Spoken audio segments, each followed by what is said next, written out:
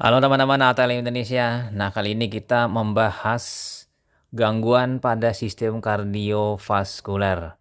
Semoga teman-teman selalu sehat dan dilimpahkan banyak rezeki. Mari kita simak materinya di channel ATL Indonesia dimulai dengan fisiologi jantung. Nah, kita tahu ya, jantung itu terletak dalam mediastinum di rongga dada. Jantung sebagai organ pemompa darah. Nah, pembuluh darah sebagai penyalur darah ke jaringan hasil dari jantung melakukan proses pompa tadi. Nah, kemudian kita lihat di sini juga bagian-bagian jantung yang penting itu adalah satu, atrium kanan. Ini tempat penyimpanan darah dan sebagai penyalur darah dari vena-vena sirkulasi sistemik ke dalam ventrikel kanan. Jadi atrium nanti menuju ke ventrikel. Sementara atrium kiri, nah ini menerima darah yang sudah dioksigenasi dari paru. Berarti ini suplai darahnya yang kaya oksigen dibandingkan dengan yang kanan tadi itu tidak banyak oksigennya. Kalau yang kiri ini banyak atau kaya oksigen. Kemudian yang ketiga, ventrikel kanan. Menerima darah dari atrium kanan dan selanjutnya disalurkan ke paru-paru. Jadi darah yang kaya CO2 dari jaringan itu dibawa ke paru-paru oleh ventrikel kanan ya kan untuk dilepaskan gas CO2 tadi. Sekaligus mengambil oksigen nanti dari paru-paru untuk dimasukkan ke atrium kiri. Nah, sementara yang terakhir, ventrikel kiri ini menerima darah yang kaya O2, kemudian dipompakan ke aorta dan seluruh organ tubuh. Nah, atrium kiri menyalurkan ke ventrikel kiri, lalu menyebarkan darah yang mengandung oksigen yang sangat tinggi ya, yang tinggi ke jaringan-jaringan untuk proses respirasi dan metabolisme pada sel-sel. Jadi dia membentuk seperti sirkulasi atas dan sirkulasi bawah yang bolak-balik, ya kan? Kita pindah ke selanjutnya adalah katup jantung. Nah, di jantung ini ada 4 katup yang berfungsi mempertahankan aliran darah searah melalui bilik-bilik jantung. Yang pertama, atrioventricularis. Ini memisahkan atrium dengan ventrikel. Nah, terbagi dua. Tricuspidalis terletak pada ventrikel dan atrium kanan. Jadi atrium kanan ini dan ventrikel kanan ini tricuspidalis. Dia memiliki 3 ya. Sementara yang kedua mitralis atau bicuspidalis ini mempunyai 2 katup ya, memisahkan atrium dan ventrikel kiri. Sementara yang keduanya yaitu adalah katup semilunaris, memisahkan arteri pulmonalis ya kan dan aorta dari ventrikel yang bersangkutan. Terbagi menjadi 2 bagian, katup aorta terletak pada ventrikel kiri dan aorta. Kemudian katup pulmonalis, ventrikel kanan dan arteria pulmonalis. Jadi jelas di sini ya ada 2 jenis katup dan masing-masing memiliki fungsi-fungsinya. Nah, kita pindah ke sirkulasi sistemik. Sirkulasi sistemik ini dimulai dari arteri ya kan, dari arteri, arteriol, kapiler, venula dan vena. Jadi arteri yang besar ini adalah aorta dulu, baru ke arteri, nanti arteriol, arteri kecil, ke kapiler ya kan, kapilernya paling terkecil, lalu venula, vena kecil, lalu vena biasa, vena sedang, nanti ke vena besar ya, vena cava. Nah, seperti itu ya sirkulasi sistemik. Nah, untuk sistem konduksi, ini jaringan konduksi yaitu memiliki sifat-sifat pada jantung, yaitu pertama otomatisasi. Kemampuan menghasilkan impuls secara spontan. Yang kedua, ritmisasi, ritmenya ya, pembangkitan impuls yang teratur. Lalu konduktivitas, ini penyalurannya, kemampuan untuk menyalurkan impuls dari tadi ya kan, dari yang kedua tadi. Dan yang keempat adalah daya rangsang. Ini kemampuan untuk menanggapi stimulasi yang diberikan pada yang sebelum-belumnya tadi. Nah, impuls jantung itu berasal dari nodus sinoarteralis, biasa disingkat dengan SA.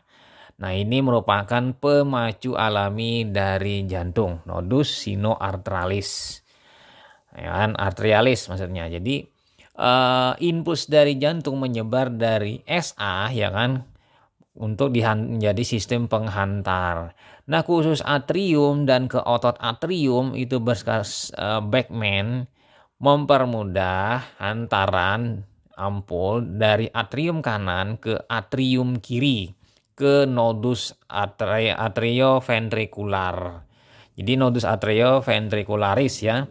AV jadi merupakan jalur normal transmisi impuls antara atrium dan ventrikel. Ini adalah sistem dari konduksi pada jantung. Nah, sirkulasi kecil ya kan, darah yang rendah oksigen, CO2 tinggi, jantung, serambi kanan, bilik kanan, paru-paru, lepaskan CO2, ambil O2, ini di paru. Sementara yang besar, darah yang kaya oksigen, serambi kiri, bilik kiri, aorta, dan organ tubuh. Jadi sirkulasi pulmonal dan sirkulasi sistemik ya kalau kita melihat sirkulasi yang ini. Nah, kita masuk ke fase-fase siklus jantung.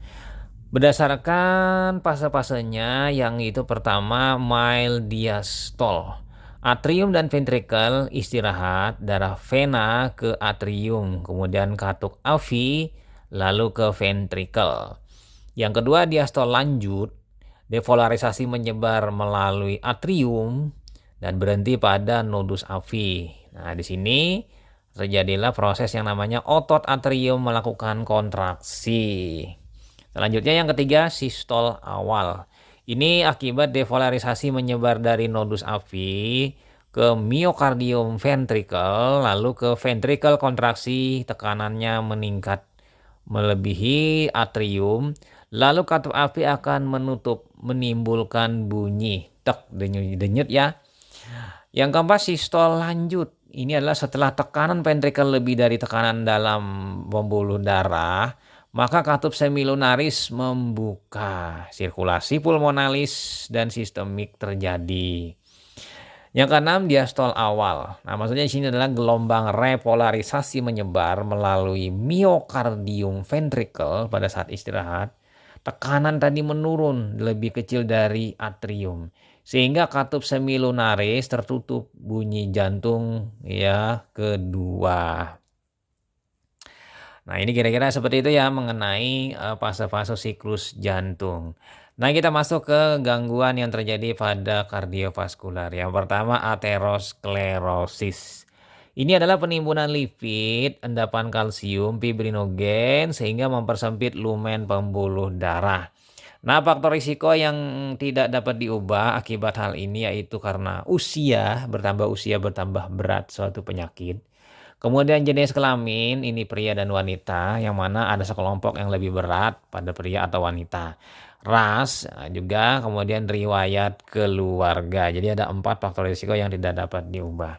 Sementara faktor-faktor yang dapat diubah, yang risikonya yaitu pertama, hiperlipidemia, yaitu dengan melakukan diet rendah lemak, maka mungkin lipidnya akan turun. Merokok, ya kan, kemudian homocysteine, ini produk antara methionine menjadi cysteine. Obesitas, diabetes, gaya hidup, ya kurang gerak, stres, psikososial. Jadi hal-hal yang 7 ini dengan kita menghilangkan atau menguranginya, maka akan mengurangi risiko terjadinya aterosklerosis. Nah, yang kedua selanjutnya yaitu di sini adalah infak jantung atau serangan jantung. Ini adalah adanya gumpalan darah beku atau trombus yang menyumbat aliran darah.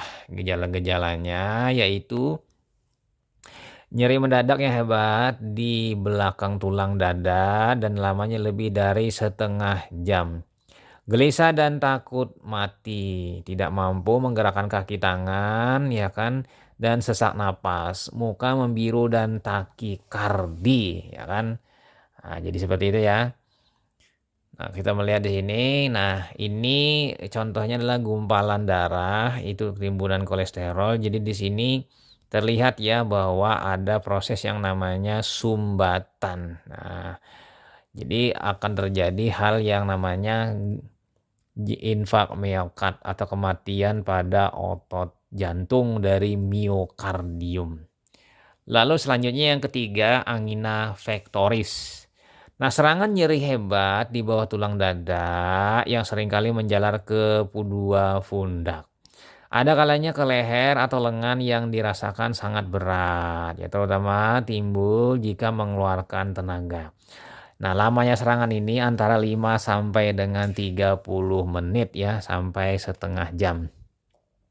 Nah, jenis-jenis angina itu angina stabil, biasanya angina pectoris stabil, penciutan arteri jantung ini disebut dengan stenosis, terjadi selama atau sesudah mengerahkan tenaga. Sementara yang kedua, angina instabil, ini angina pectoris tak stabil. Angina stabil yang mendadak sangat memburuk dan dapat menimbulkan infark ya. Sementara yang ketiga angina varian, ini kejang sementara arteri jantung, serangan nyeri timbul dengan spontan dalam keadaan istirahat. Kebanyakan itu di malam hari. Nah, selanjutnya yang nomor 4, aritmia. Apa itu aritmia? Jadi aritmia adalah gangguan irama jantung. Dapat berupa kelainan dalam frekuensi denyut jantung ya, di mana serambi atau bilik itu berdetak lebih cepat atau lebih lambat. Jadi cepat, lambat ya. Di atas 100 atau di bawah 60 denyut per menit dari normalnya 70 sampai 80 denyut per menit. Nah, ini aritmia. Sementara selanjutnya adalah gagal jantung atau dekompensatio cordis. Inilah jantung tidak mampu lagi memelihara selayaknya peredaran darah, sehingga volume menit menurun dan arteri mendapatkan terlalu sedikit darah ya yang dia dapat suplai. Sebagai akibat kelemahan jantung ini, jadi darah terbendung di paru-paru dan kaki ya, menimbulkan sesak dan udema. Nah, sementara penyebabnya adalah infark jantung, kerusakan katup, gangguan ritme, dan hipertensi. Sementara penanganannya itu banyak istirahat, pembatasan asupan garam, pengobatan dengan diuretik. Jadi tujuannya untuk mengurangi udema. Kemudian mengurangi tekanan darah yang berlebih dengan mengurangi asupan garam. Dengan banyak istirahat maka akan mungkin kerja jantung akan berlahan-lahan menuju normal. Oke ya, kira-kira itu saja teman-teman mengenai gangguan kardiovaskuler secara ringkas. Semoga bermanfaat bagi teman-teman dan selamat belajar. Sampai jumpa di video-video selanjutnya. Saya Ahmad Le pamit. Sampai jumpa. Bye.